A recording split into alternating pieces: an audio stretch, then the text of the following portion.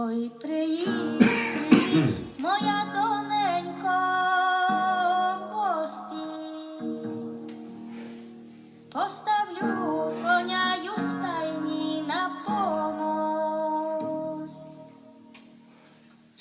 Вже моєму коню й у стайні не стояти. Ой, вже мені й у батька не вчащать.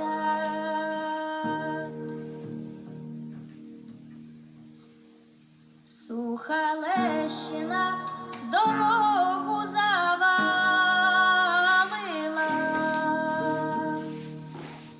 лиха доленька й у батька не пустить.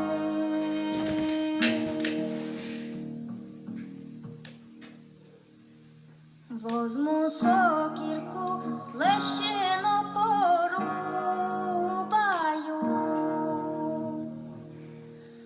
хоча б год, хоча б півтора в батька погуляю.